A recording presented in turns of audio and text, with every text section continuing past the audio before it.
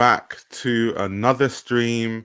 And today, of course, we are talking about this breaking news that J.W. Anderson has been announced as the artistic director of Dior Homme. His first show will be in June. So I'm very much looking forward to it. This is kind of inevitable. We already knew J.W. Anderson was going to Dior. I've covered this already. I have videos talking about what he will do at Dior. So I thought it would be great to come on again and really talk about some things that I think he can do at Dior, what are the pain points of Dior, and kind of where he can improve the brand where need be. So as you can see, via Vogue, they're talking about J.W. Anderson joining Dior. After 11 years successful run at Loewe, Jonathan Anderson has been appointed as the artistic director of Dior Menswear. Now, what this got me thinking is what exactly will J.W. Anderson do at Dior? And the first thing, honestly, that came to my mind was this collection. And I'll tell you why. So the Fall Winter 13 collection was actually one of the first J.W. Anderson collections I ever saw all those years ago. And this was a collection that has inspired his work all over the place. It's inspired his work with his Moncler Genius collab. But really, what he did in this collection, right, was take menswear staples that we typically associate with menswear. So things like boots, coats, shirts, jackets, vests. And he just added those frilly elements to the end to, in a way, sort of feminize them, but not in a way that you would consider. In a more intellectual way, where he's kind of asking questions around gendered clothing and why do we associate certain things with certain genders, right? And how little can I change something before that completely changes how it's viewed? Now, why this collection came to my mind is J.W. Anderson has a tendency to really respect the heritage of the brand he works at. We saw at Loewe that at Loewe, he was really showing the leather goods, really referencing and harkening back to the fact that Loewe is a leather goods company. He had those trompe-l'oeil on the different fabric manipulations he would do. You know, it looks like denim, but actually it's leather. It looks like cotton, but actually it's leather. He also had many surrealist interpretations using leather. So that's something that I've known J.W. Anderson to do when he works for a house. And at Dior, I think he's going to do more of the same. He's going to infuse a lot of his tendency to reference things like art history. He's very playful. He likes surrealist inspirations, right? He's going to infuse that into the heritage of the brand. And when you think of the heritage of Dior, you think of things like the new look, the bar suit. You think of many different aspects. You think of the florals. So what I was thinking was, is there a way for him to channel this thing in reverse, where he kind of references the bar suit, but changes it into more of like a menswear thing? So he sees, once again, how far can I shift this and change it to make it more masculine in a way? That would be really cool to see if he kind of channels that in reverse. So I thought that was really interesting. Something I think Dior is also yearning for is a bag for men, especially. I think Kim Jones did that really well when he was at Dior, when he was working with the likes of Yoon Ahn and Matthew Williams, and they were, you know, working on the hardware in the different bags, and they worked on the saddle bags and stuff. But it really shows that they haven't really had too many interesting designs because they're, you know, referencing old bag designs like John Galliano designs, for example. So they really need more new iterations, because I think the hype from the whole Matthew Williams roller coaster belt buckle Dior saddlebags has died down. So they need something new. And this is J.W. Anderson's bread and butter. I mean, this is someone that designed the puzzle bag, the Pierce bag. He has a good resume of bags that sell and that people love. And I think that Dior, the menswear side, definitely needs those accessories that men wear. Harkening back to Kim Jones once again, the oblique sneakers. In the earlier days of Kim Jones's tenure at Dior, we saw him have those hero pieces for men, right? The oblique sneakers, the bags, the saddle bags with the roller coaster buckle from Matthew Williams. He had all these hero pieces, but I think as time progressed, he wasn't maybe able to keep up the same hero pieces. I'm also interested to see what collaborations J.W. Anderson does. J.W. Anderson is someone that capitalizes on the social media frenzies that happen. We saw that with the whole tomato bag saga. So can he channel this, right? Can he use social media to his advantage at Dior? I personally think so. I've also seen a perspective online of people saying that this is a soft launch, that him doing menswear is a soft launch, and we're going to see Maria Gacciaturi leave Dior soon, and then he's eventually going to take over the helm of women's wear and menswear. I think that's definitely possible. I definitely heard a rumor that Maria Gacciaturi she took a payout to leave Dior. I cannot verify if that's true. That's just a rumor, but that was something that I heard. So I think there's potential there. There's a possibility there. But I think right now the focus should be on what will his menswear look like, and what exactly will, what do we expect, and what do you guys expect from his Dior menswear? Much more glad about this appointment over Duran and Jean-Paul Gaultier. I mean, yeah, the Duran appointment at Jean-Paul Gaultier has seemed to be a bit polarizing, because a lot of people prefer that whole model of guest couturiers coming every season, whether that's Olivier Rousteing or Simone Rocha or Heider Ackermann, Glenn Martins, Nicolas Di Felice. There have been many different designers that have been guest designers at Jean-Paul Gaultier, and people just wanted to see the lens. Even Ludovic de Saint-Saëns, most recently, people want to see the lens of different designers at Jean-Paul Gaultier. They don't just want to see one designer there, which is interesting. I will say, though, I get why Duran is the creative director of Jean-Paul Gaultier, because I think that Jean-Paul Gaultier has like a very camp, playful side to his work that I think a lot of people like to forget. And Duran also has that same aspect to his work at times. So I think there's alignment there. So yeah, those are my thoughts on it. Is this a test to see if he's capable of handling the women's wear and couture of Dior? Because even though it's still Dior, this doesn't feel like the big promotion we're all hoping for him. Yeah, of course. I still think that the budgets of Dior menswear is probably higher than Loewe, to be fair.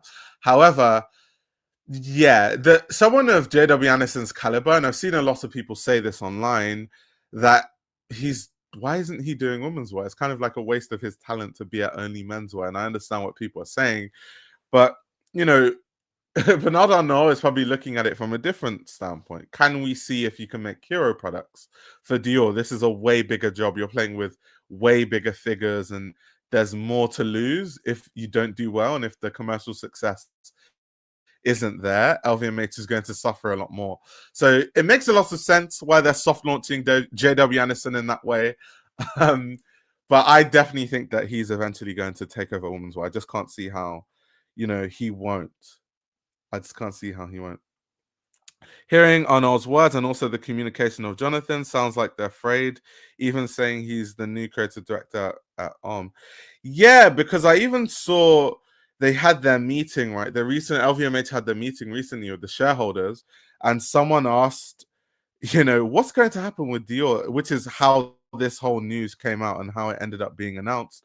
Someone asked, what's going to be the news around Dior and who's going to design the menswear now that Kim Jones isn't there? And that's when Bernard Arnault then clarified that, in June, actually, JW Anderson is actually designing the collection. So that was like a big frenzy. That's what actually created this conversation around JW Anderson being at there. I can actually share the clip with you guys. Let me show you guys the clip just so you can see it.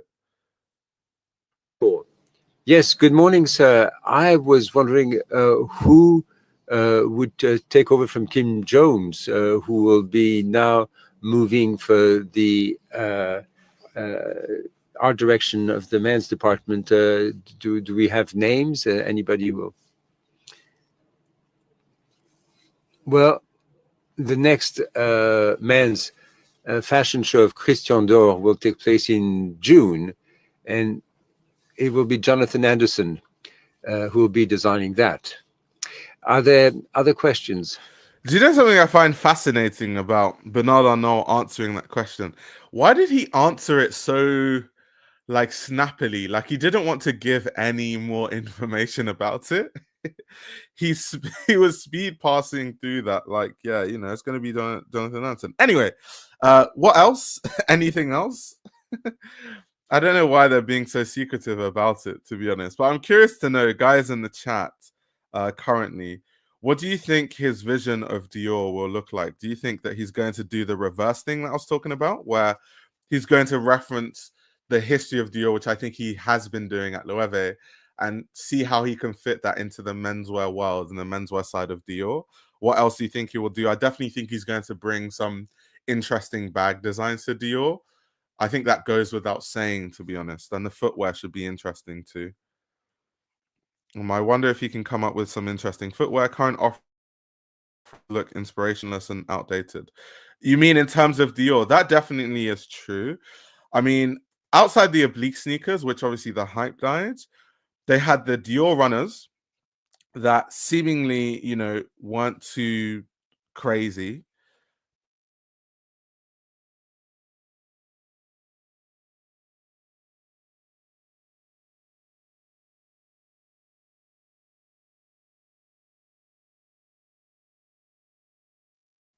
Yeah, sorry, I had to disconnect my VPN because I had issues going on their website. But anyway, I was saying they haven't really had a lot of hero products on the menswear side. Everything has been on the women's wear side, all the way from like what Maria Grattucci puts on the runway, like in the different embroideries to the dresses to the shirts.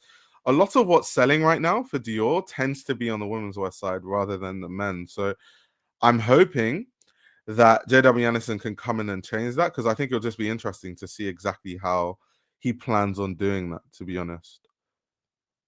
Let's have a look on the website though and see what shoes Dior is selling right now.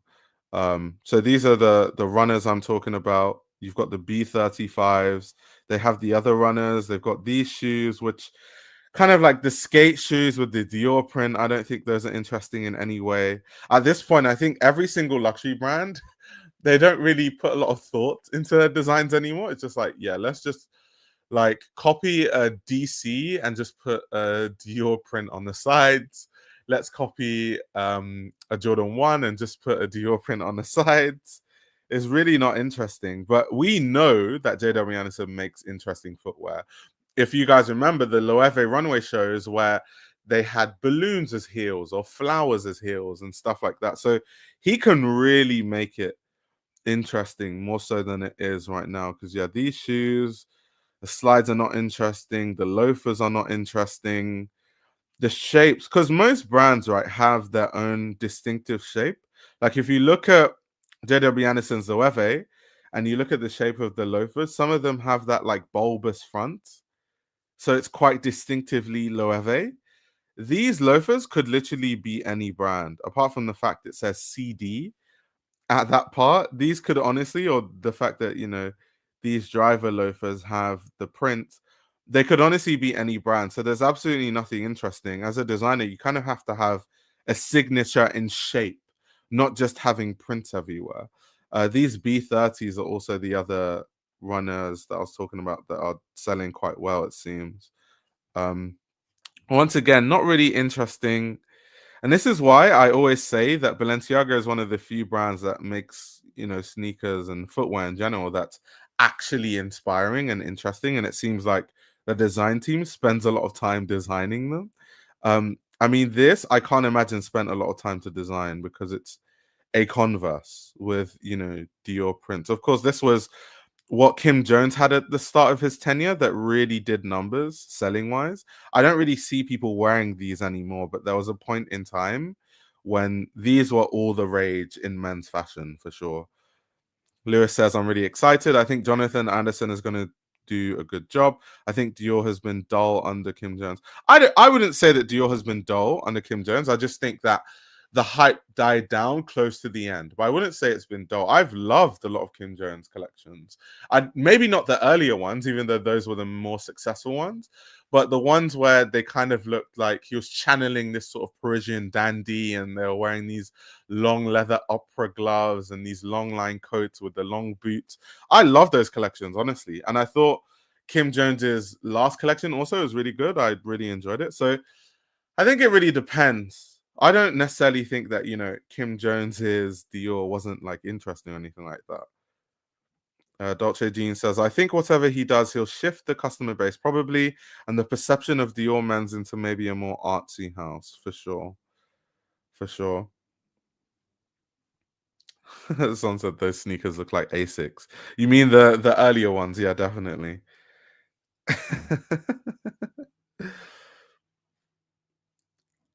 I don't know if JW Anderson worked on perfumery at Loewe, like that tomato candle, but if he did, then he'll definitely be successful in fragrances. Yeah, so I don't really think beauty is a big focus in the world of JW Anderson as a designer. I don't think that was a big focus when he was at Loewe. Maybe he might change that at Dior, but I think Dior kind of already has like a strong beauty line. Like they kind of know what they're doing with that. It would take someone that is very interesting with fragrances to change that. And I don't think JW Anderson has that. If it was Eddie Saman, then maybe we could talk about beauty products. But with JW Anderson, I'm not really expecting much on the beauty side. I think for me, my focus is more on the accessories, the footwear, what's the clothing going to look like? And then if he's at the women's wear side, eventually, what will his couture look like? I think that's more what is interesting me. And I think that's what he does best. I think the beauty side, I've never really known JW Anderson for beauty, and I don't think many people know him for that. I don't think that's kind of what we go to JW Anderson for. We go to him for the interesting bag designs and footwear and stuff like that. I'm tired of Dior streetwear. I hope you won't continue this road for Dior. Hoping for a push on tailoring.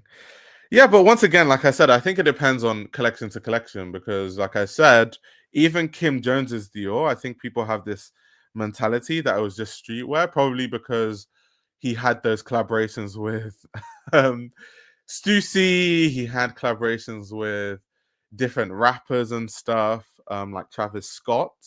So that's kind of why he gets boxed in that way. But I don't think that that was all that he was doing at Dior. And when you look at the collections, I mean, now if you open Vogue Runway, you actually see that there's a lot of tailoring. There's a lot of a tailoring focus.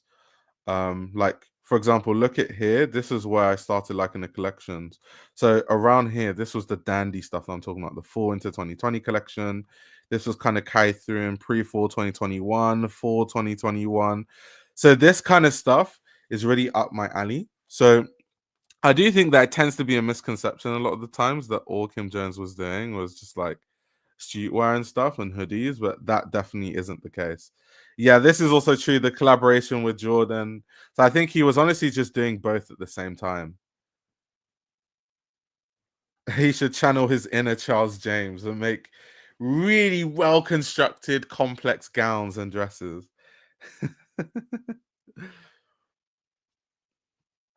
But yeah, so there's some collections that I really liked. I'm also curious going back to Dior's website to see what they're selling in terms of men's ready to wear.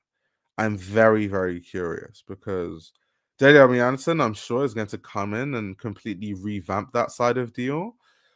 But Dior menswear, yeah, especially now, not the most interesting. CD diamond sweatshirt. I mean, this is neither here nor there. No matter what designer is there, they're always going to have these permanent collection pieces that have prints on a jacket, prints on a t-shirt, prints on a vest, prints on knitwear. That's always going to be there because there's people that buy this stuff, unfortunately. So I think regardless of the designer, there's always going to be these kind of products. But outside of that, like these shorts, I remember these Bermuda shorts were on the runaway. Um, how would JW Anderson interpret shorts and make them more interesting? Yeah, it seems to be just print everywhere, to be honest, or a CD logo on almost every piece that I'm looking at. So yeah, menswear completely uninteresting. This jacket with the button collar is cool. I love this.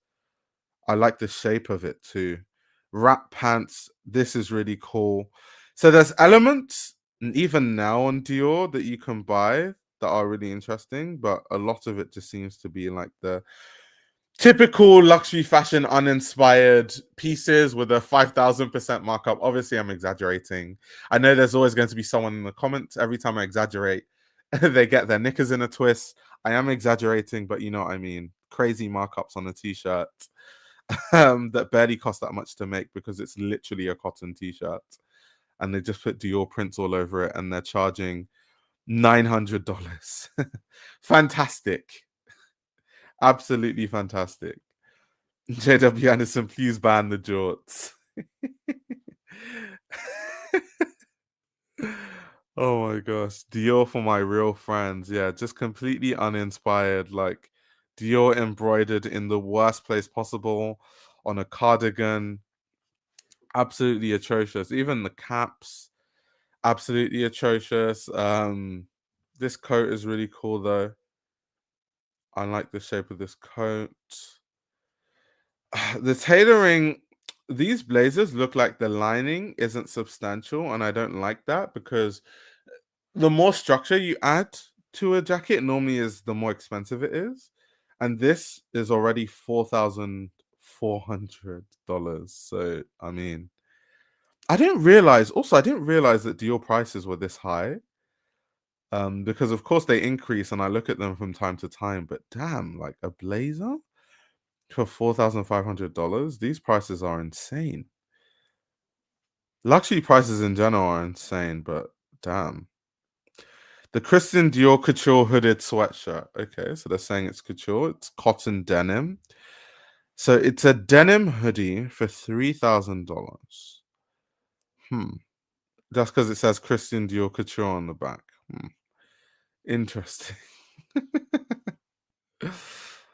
Fascinating. Let's have a look. You've got some jersey jackets for $3,200. The CD t-shirt, some more denim pieces. Dior denim, from what I'm seeing, is ultra expensive. That's insane. Some more CD Cause varsity jacket. I wonder if JW Anderson is going to continue these Cause collaborations or if he's going to go in a different direction. Because I think for the longest time now, Dior has done so many collaborations with Cause. It would be good to go in a different direction because JW Anderson is very famous for referencing different artists and looking at different art periods historically. So, if anything, I think JW Anderson's design language allows for him to tap into many different artists. This is also something that Kim Jones was doing where he was collaborating with a lot of artists for a lot of the collections. There was a time he collaborated with a really cool Ghanaian artist. So I can see there's scope for JW Anderson to do the same thing, to be honest. I feel like Dior is making moves to be on the same caliber as Chanel. If I'm going to be very honest, Dior is never going to be on the same caliber as Chanel. If we're going to be damn honest, I just think it's too late. It's too late. I don't think they have. Yeah, I don't think that's ever going to happen. Chanel is too like Dior doesn't have a cult following the way that Chanel does. There are Chanel customers that religiously buy couture pieces every season. There's Chanel customers that buy a bag every season, that buy the tweed jackets every season, that buy the jewelry every season. There are even Chanel customers that buy the watches. Like Chanel watches are so expensive. Some of them are like $200,000. And they sold, what was it, 60,000 watches last year. And when you consider that Chanel doesn't really have that much pedigree of watches, so people are still willing to fork out that much money on Chanel watches, which is a design house. It's not a watch house when you can buy from Tag Heuer or different jewelry designers or, brands like Cartier that actually have a history in making watches. So that's how cult their following is. That's how much their customers are devoted to the brand. So Dior just need to forget about ever catching up with Chanel. It's not going to happen, at least not in my lifetime. Um, and this is also true. It will never be on the same level because Chanel bought up all the workshops in Paris. That's another thing. Chanel also has quite a monopoly on the perfume side in terms of raw materials. I've spoken to a few people actually that work in the perfume industry, and Chanel collaborates a lot with like jasmine farmers in France and stuff like that. And they have a monopoly on like who is allowed to have what, who can have access to what jasmine absolute and stuff like that. So yeah, Chanel, they've made it so that they really run things as far as, those things go. Yeah, exactly what someone is saying. The J12 watches are very popular. Exactly. I will say Dior globally definitely has a cult following. The Chanel costume just has had the same look consistently for decades. versus Dior shape-shifting, design 10 years, but both have name value. Oh yeah, for sure. Both have name value, but I'm just saying that if we are to compare Chanel and Dior, I just think it's a losing battle for Dior to be chasing Chanel because they're never going to get there, in my personal opinion. They're just everything about Chanel is bigger. Like the handbag business is bigger, the fragrance lines are bigger. Like it's not, you know, Chanel, first of all, Chanel's line is very substantial. They have the Chanel exclusives, but Chanel number 5 has been a top 20 selling fragrance for I think 100 years. So like you just cannot compete with Chanel. You just when it comes to Hermes and Chanel, they're in a league of their own, and then everyone else can kind of compete. Louis Vuitton is close.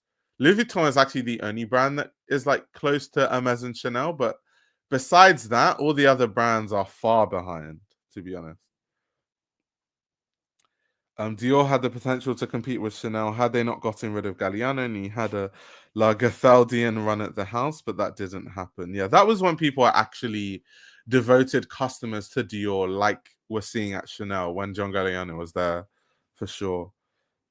Definitely, the scandals have damaged Dior too much. I guess it helps that Carl was there for so long to maintain that reputation. But that's also part of Chanel's thing, right? They like to have creative directors for a really long time. What happened with Virginie Viard was quite uncharacteristic because even when they hired Mathieu Blasi, they said very specifically that we are hiring him for the long term. We want a designer that will be here for many years. And I think that's also a big reason why they're able to build cult followings because customers can really follow a designer for a really long time consecutively. So that helps. It helps. And I think Dior can definitely learn a lot from that, where they have designers that are tenured there for a really long period. So hopefully, this also means that JW Anderson will be there for a long time. I mean, he was at Loewe for a long time, so we don't see JW Anderson going from house to house the way the likes of Raf Simons does. So this could be the start of a really long tenure at Dior. And if he gets women's wear and he's designing everything all at once, it could definitely be that. Why do you think Burberry had more disappointing financial results than Dior, seeing that Dior is much more expensive but less interesting than Daniel Lee's Burberry? So first of all, Dior is a more prestigious name than Burberry in fashion across the board, to be honest. Dior also always makes more money than Burberry, which is another point. So that's Burberry is not really close to Dior, first of all.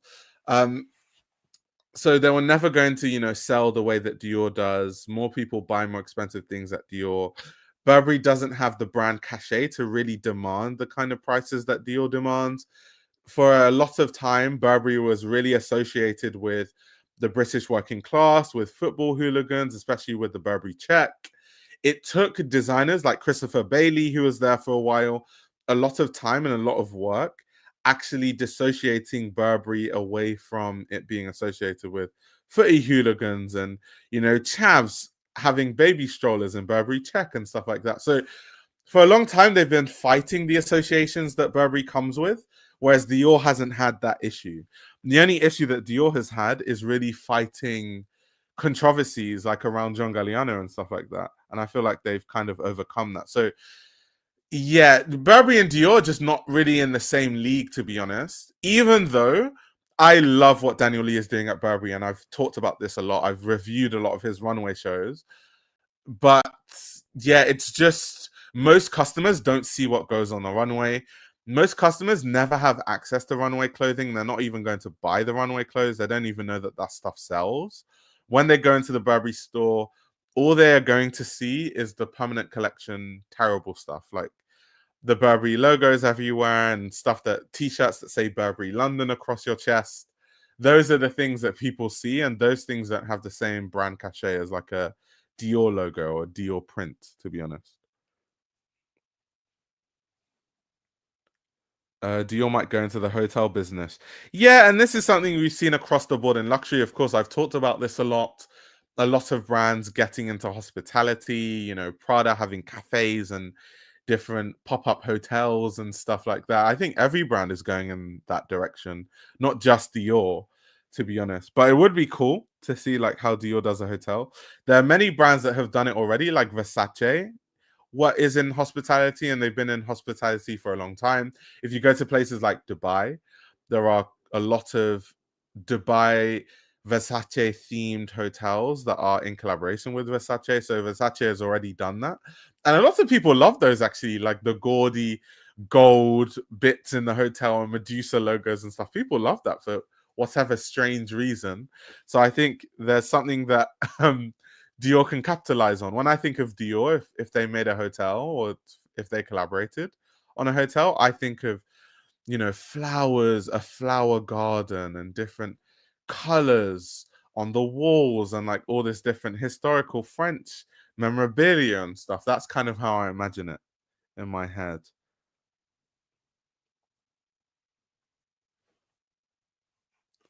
Let me see what you guys are saying.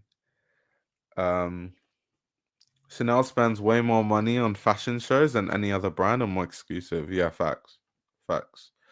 It seems like, though, the budgets on their Chanel shows have been a bit smaller because when Karl Lagerfeld was there, they could turn the runway show into anything. Whatever world he wanted to create, they created it. I don't know how.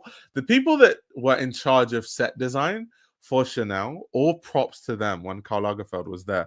Because some of the projects, you're like there and you're just looking like, how the hell did they make this in such a short span of time? Like, how is this even possible with a lot of those Karl Lagerfeld shows? Like, the budgets were insane.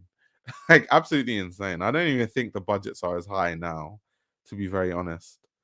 There's no way. Yeah, Prada just opened a restaurant in Hong Kong. Yeah, exactly. I've talked about that, but Jacquemus the most needs something like travel or hotel related. Oh yeah, I've been saying this for a long time, right? I've been saying this that Jacquemus, when I think of Jacquemus, I think of being by the beach. I mean, he has had like pop-up cafes and stuff like that. So he's kind of testing the waters. But when I think of Jacquemus, I think of lifestyle, Saint-Tropez, by the beach, you know, nice lotion, nice perfume, some nice pastries. I think he can tap into all of that, to be honest. I think hospitality is calling Jacquemus's name, to be honest. I just think these things are expensive. So it makes sense why he's soft launching it and doing pop-ups, and then eventually he might go full throttle into that side of the business. But yeah, it's not, these things are not really straightforward to do. They're ultra expensive. If you don't do it properly, you lose a lot of money. It's like a hole in your pocket. So I understand why a lot of these things are rolled out slowly for a lot of these brands. The casino, airport, and supermarket sets are classics. Oh, facts.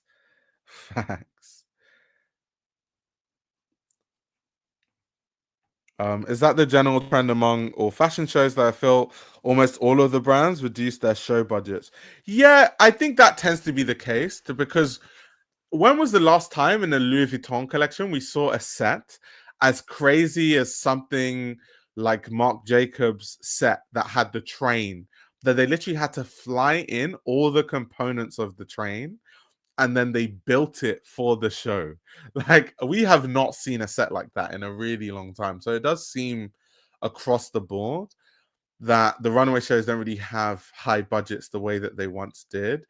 Probably because they've realized that most of the money, it doesn't make sense putting all the money into the runway shows now that we're in the digital age. So a lot of the money goes into social media marketing and running ads on Google and running ads on Facebook and running ads on Instagram. I think that's where a lot of that money goes, to be honest.